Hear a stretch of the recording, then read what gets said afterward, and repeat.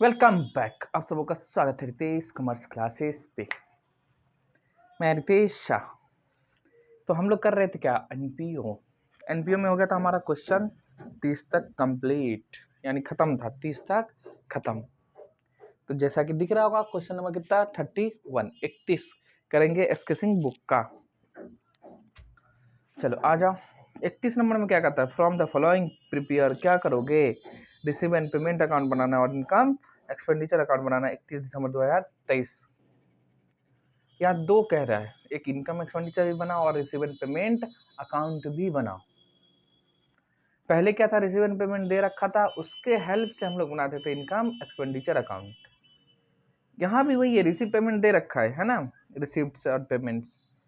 इसी को हम लोग लिख देंगे डायरेक्ट, तो आ जाएगा हमारा क्या, रिसीव एंड पेमेंट अकाउंट बन जाएगा और इनकम एक्सपेंडिचर। सुनो, आपको ये भी दिया जाएगा इनकम एक्सपेंडिचर के हेल्प से बनाना आपको receive and payment account. But 12वीं के पूरे एनपीओ में जितना क्वेश्चन एसके सिंह के बुक में दे रखा है, कहीं भी ऐसा क्वेश्चन हम अभी तक नहीं देखे हैं जो इनकम एक्सपेंडिचर अकाउंट से आपको रिसीव एंड पेमेंट अकाउंट बनाना है। एग्जाम में लेकिन पूछता है। चलो तो आ जाओ हम लोग करते हैं। पहले क्या बनाओगे, पहले नॉर्मल रिसीव एंड पेमेंट बना लो ना, उसके बाद इनकम एक्सपेंडिचर बना लेंगे। देखो, सब्सक्रिप्शन रिसीव्ड हुआ है फॉर द लास्ट ईयर, पिछले साल का रिसीव हुआ 8,000, करंट ईयर का रिसीव हुआ 72,000 और सब्सक्रिप्शन अक्रूड है, रिसीव्ड नहीं अक्रूड, यानी कमा लिए हैं, इनकम अर्न हो चुका है बट रिसीव्ड नहीं हुआ है। आउटस्टैंडिंग 12,000। सुनो, रिसीव एंड पेमेंट बनता कैश बेसिस पे, तो इसमें एक्चुअल में ये देखना भाई कितना कैश आया, भले करंट ईयर का हो, पिछले ईयर का हो, अगले ईयर का हो, कोई मतलब नहीं है, कैश आ रहा है हाँ तो रिकॉर्ड होगा। इनकम एक्सपेंडिचर बनता है अक्रूड बेसिस पे, भाई करंट ईयर में कितना इनकम कमाए हो, भले ही रिसीव्ड हुआ है या नहीं हुआ है, आपको दिखाना पड़ेगा करंट ईयर का। ठीक, हाँ। उसका लिखता क्या, रिसिप्ट्स, रिसिप्ट्स में है room rent, receipt from table tennis, canteen, payment में salary, repair, printing and stationery, supplier for canteen, wages, fuel and gas and rent. Outstanding में है रिपेयर, सप्लायर फॉर कैंटीन का बाकी है, कैश इन हैंड दे रखा, opening 7200। देखो opening दे रखा है, तो भैया रिसीव एंड पेमेंट जब बनाते हैं तो कैश का तो जरूरी होता है, बैलेंस का नहीं होता, होता है ना, हाँ, तो इसलिए आपको करना होगा।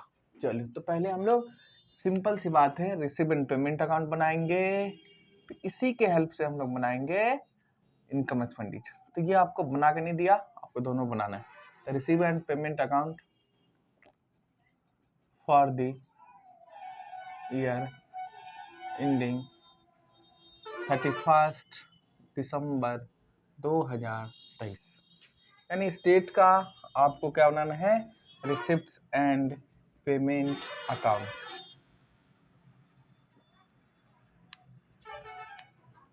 ये होता है हमारा, देखो रिवीजन हो रहा है कि नहीं, पीछे जो पड़े हैं रिसिप्ट्स, अब यहाँ दोनों को मर्ज करके बनाना है, और क्या है, ये हो जाएगा आपका पेमेंट साइड।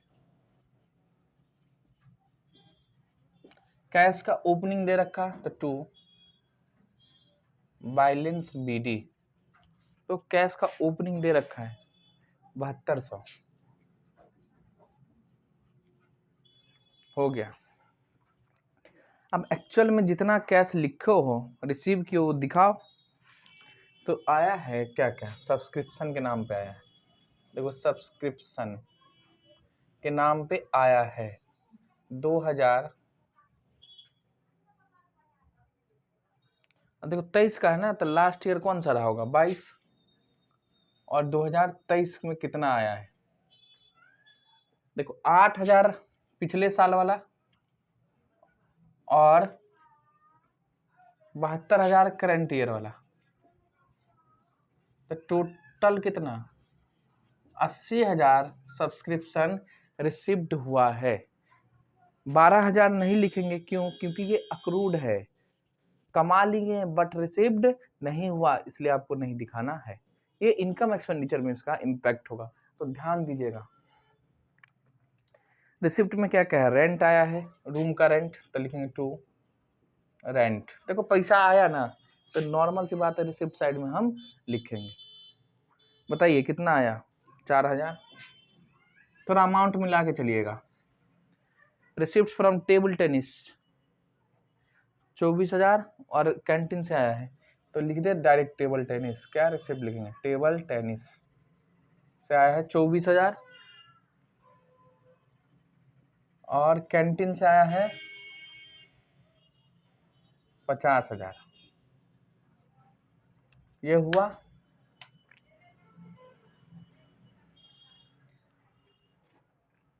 पेमेंट में क्या क्या है, अच्छा सुनो सुनो, हाँ ठीक है, इसमें तो आफ्टर स्टैंडिंग को लेना देना है नहीं। इनकम एक्सपेंडिचर बनाएंगे तब आपको आफ्टर स्टैंडिंग से मतलब होता है। पेमेंट में क्या क्या है, सैलरी है, सीधा लिखते जाइए, एकदम नॉर्मल सी बात है, रिसीव एंड पेमेंट लिख दो। सैलरी है, देखो सैलरी है 40,000। रिपेयर का है, पेमेंट हुआ है, तो डायरेक्ट लिखेंगे रिपेयर में कितना, 4800। उसके बाद प्रिंटिंग एंड स्टेशनरी का, तो प्रिंटिंग एंड स्टेशनरी का है कितना, 12,000। देखो पेमेंट है, सप्लाईज फॉर कैंटीन, कैंटीन वाले को दिए हैं for canteen 34,000।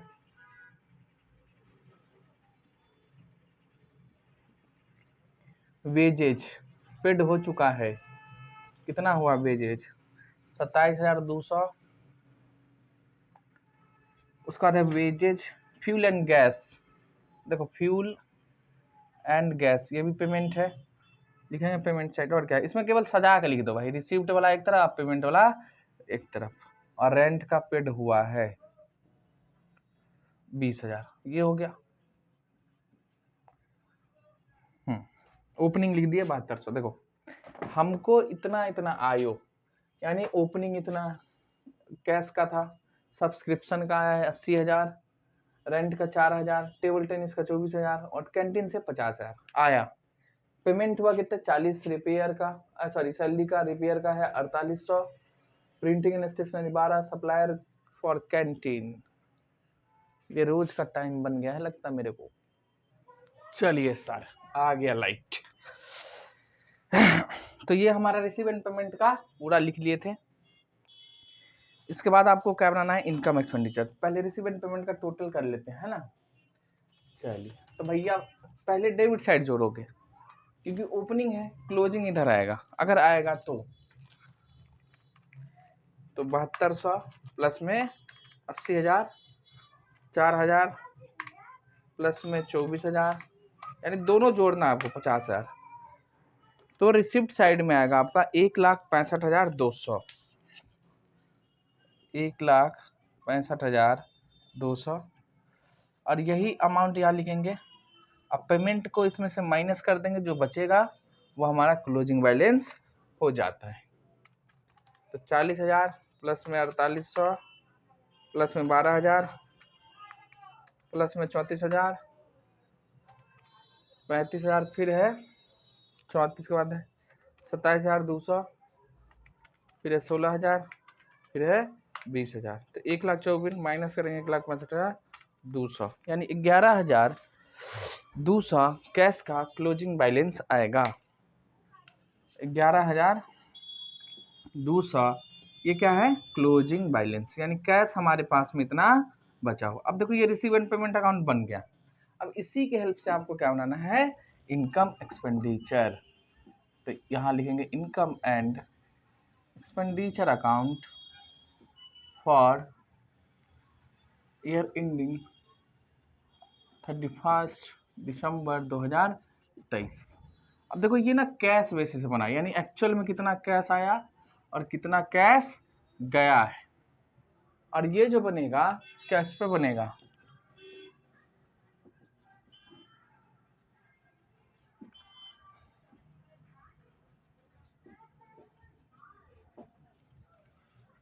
Sorry receive and payment थोड़ी ना होगा इसमें, ये तो एक्सपेंडिचर हो जाएगा, एक्सपेंडिचर साइड है और ये इनकम साइड, इनकम होगा। ठीक है, चलिए अब एक एक करके करो ना। पहले आउटस्टैंडिंग रिपेयर का 3200 है, कितना है 3200, यानी खर्चा है। देखो पेमेंट साइड में रिपेयर कितना 4800, देखो 4800 पेड हुआ है रिपेयर का, 4800 पेड हुआ और बाकी है अभी तक आउटस्टैंडिंग 3200। देखो तो आउटस्टैंडिंग यहाँ लिखेंगे इनकम एक्सपेंडिचर में। ठीक है, 4800 प्लस में 3200 कितना हो जाएगा, ये 8000 हो गया रिपेयर।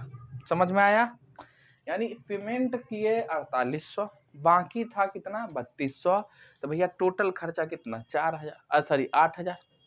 समझ रहे, तो वो एक्रूअल पे बना और ये कैसे बना। आगे लिखता canteen supplier, supply for canteen, canteen वाले का बाकी है 8800। ठीक है, अच्छा देखो कैंटीन का वाले को पेड कितना किए हैं 34000, तो लिखो कैंटीन वाले को भाई पेड किए हैं 34000 पेड किए। इसमें से बाकी रह गया यानी आउटस्टैंडिंग है अभी कितना, कैंटीन वाले का कितना बाकी रह गया 8800। तो टोटल बताओ कैंटीन वाले को कितना देना है, यानी कितना खर्चा हो गया हमारा, 34000 प्लस में 8800 यानी 42800 हो गया। और कैश इन हैंड जाएगा नहीं, इसमें छोड़ दो, आ जाओ। अब इनकम में लिखेंगे क्या, अरे तेरी यार, ये एक्सपेंडिचर में ना आएगा, खर्चा में दिखाएंगे, उधर का दिखा पेमेंट, इनकम में दिखा दिए। लो रिपेयर 8000 सही करिएगा भैया, 4800 प्लस में 3200 outstanding at end and canteen का खर्चा देखो 34000 दिए हैं एंड प्लस है आउटस्टैंडिंग, बाकी रह गया है कितना 8800, टोटल खर्चा कितने होगा 42800। इसको सही कर लीजिएगा, मिस्टेक हो गया सर जी, इधर इनकम ना लिखेंगे भाई, एक्सपेंस थोड़ी ना।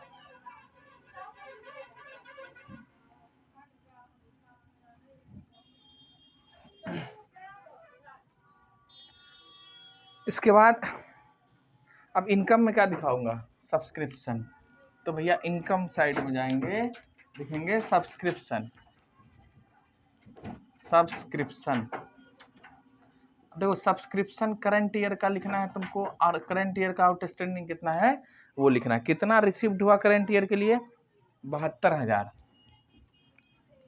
और बाकी है कितने 12000, तो टोटल कितना 72 12 84,000।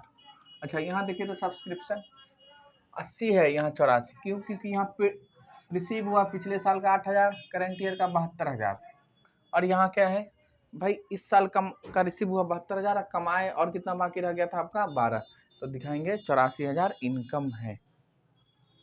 ठीक है जी, आ जाइए अब फिर एक एक करके लिखें, बस इसको देखो ना, सब्सक्रिप्शन हो गया, रेंट इनकम है।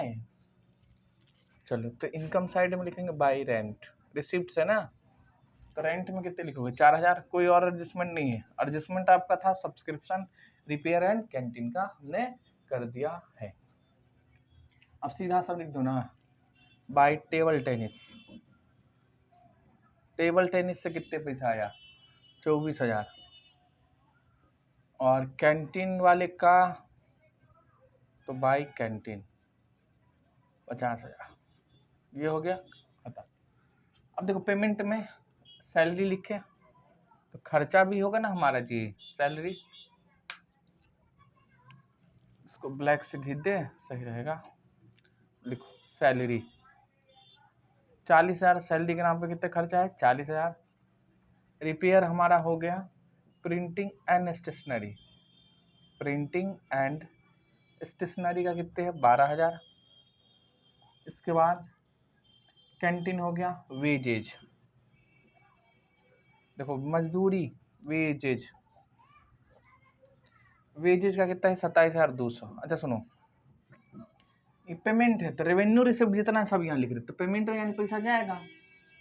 तो देखो क्रेडिट में है, मान ली क्रेडिट साइड और ये डेबिट साइड, तो इसका अपोजिट जो रिसीव एंड पेमेंट साइड है उसको एक्सपेंडिचर साइड में लिख दो, अगर वो रेवेन्यू नेचर का है तो। एंड फ्यूल एंड गैस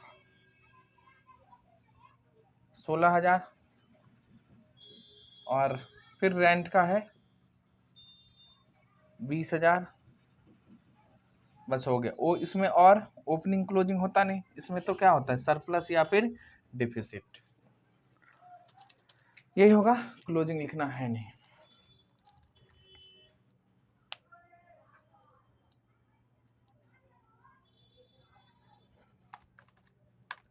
देखो 8,000, 42,800,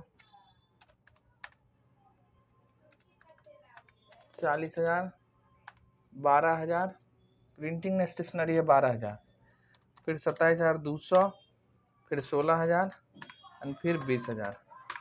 तो खर्चा में 1,66,000 है। कितना है खर्चा में? 1,66,000। खर्चा ही ज़्यादा है क्योंकि लॉस दिया हुआ है ना, 1,66,000। यही अमाउंट यहाँ लिखेंगे 1,66,000। अब इसमें से क्या करोगे, वो माइनस कर देंगे। क्या क्या? 84,000 प्लस में 4,000 प्लस में 24,000 प्लस में 50,000 माइनस 1,62 आया, तो 4,000 का डिफरेंस, यानी 4,000 जो है ये क्या आया? डिफिसिट है। तो लिखेंगे क्या? बाय डिफिसिट, यानी इनकम हमारा कम है और एक्सपेंडिचर ज़्यादा था, इसलिए जो डिफरेंस आया वो क्या कहलाएगा? सरप्लस नहीं, डिफिसिट कहलाएगा। तो वही लिखा है क्या? एक्सेस ऑफ एक्सपेंडिचर, यानी एक्सपेंडिचर खर्चा ज़्यादा है ओवर इनकम, इनकम पे कितने? 4,000। तो ये था आपका क्वेश्चन नंबर 31। ठीक है। इसके बाद एक छोटा सा है कॉन्सेप्ट है कैपिटल फंड का।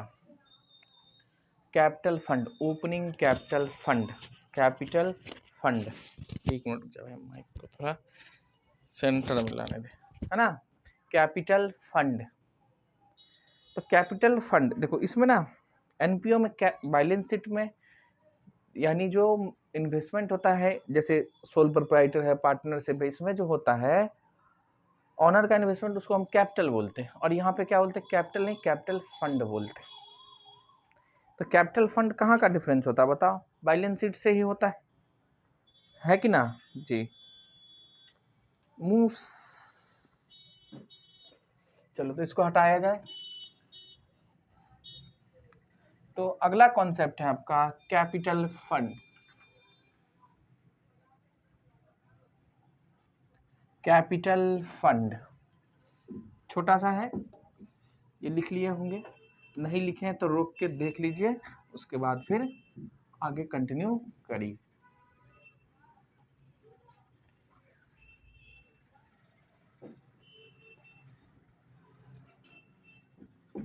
कैपिटल फंड,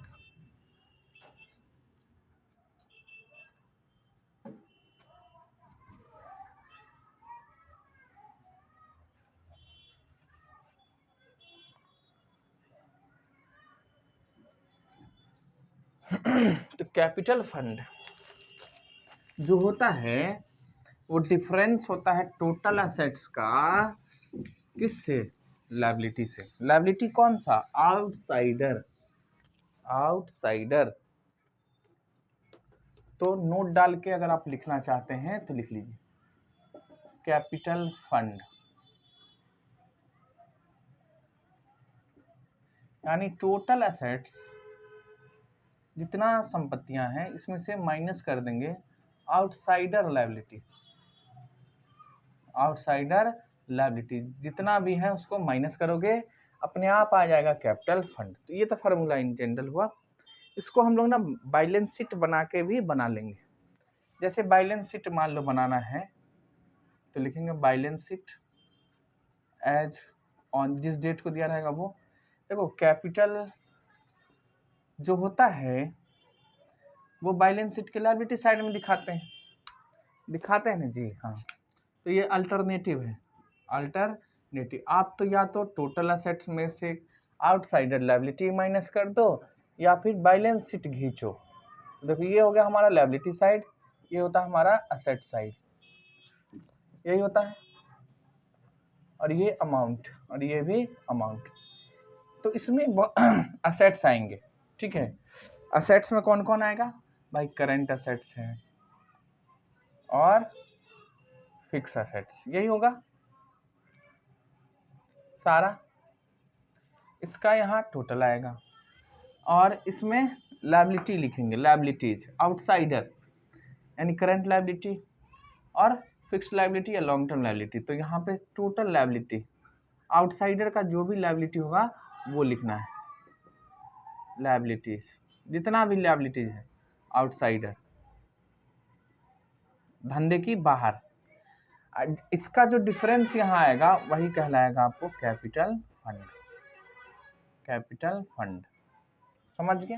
बैलेंसिंग फिगर, मान लो टोटल असेट्स है हमारा 12 लाख का, यानी 2 लाख का हमारा करंट असेट्स है एंड 10 लाख का हमारा फिक्स असेट्स है। तो टोटल संपत्ति हमारे पास 12 लाख और लायबिलिटीज है 8 लाख। कितने हैं? 8 लाख। तो बताओ कैपिटल फंड कितना होगा? 8 4 12, 4 लाख हो गया। ये सिंपल सी बात है। तो हम किए क्या बताओ? टोटल असेट्स कितना? 12 लाख, ये 12 लाख, और इसमें से आउटसाइडर लायबिलिटी कितने हैं? 8 लाख, माइनस कर दो। तो जो डिफरेंस आएगा कितना? 4 लाख। वही तो है हमारा कैपिटल फंड। समझ गए? ऐसे होता है। तो बैलेंस शीट यानी कैपिटल फंड जब ओपनिंग निकालना हो तो ओपनिंग डेटा लिखोगे, क्लोजिंग है तो क्लोजिंग लिखेंगे, सिंपल सी बात है। ये पूछता है आपके एग्जाम में, क्या है? पूछता है। तो एक तो आपको डायरेक्ट पूछ देगा भाई कैपिटल फंड बराबर बता क्या होगा। कैपिटल फंड बराबर पूछा है, ऑब्जेक्टिव में है, आपको मैं बता ही दूं, शायद पुराना सुने। कैपिटल फंड बराबर क्या होगा? तो कैपिटल फंड बराबर टोटल असेट्स या असेट्स माइनस लायबिलिटी। ठीक है जी। हाँ, आइए इसी पे क्वेश्चन नंबर 32 और करेंगे आज का वीडियो हम लोग लास्ट। देखो कहता है from the following particular find out capital fund of club Jyoti club as on 1/4/2022। 1/4/2022 को कह रहा है बताओ कैपिटल फंड क्या होगा। तो इस डेटा को हटाई दें यहाँ से और देखो ना इसी में हम कर देते।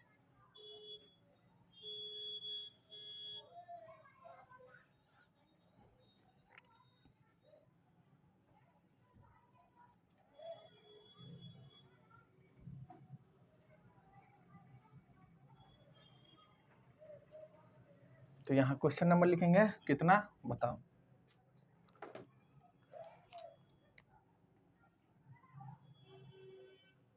यहाँ हो जाएगा क्वेश्चन नंबर है आपका 32।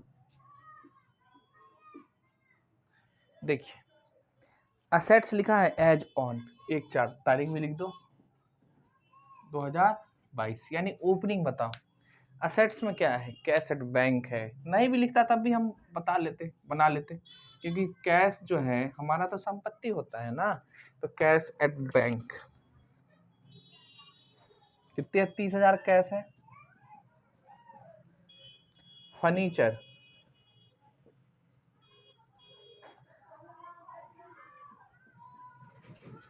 फर्नीचर है।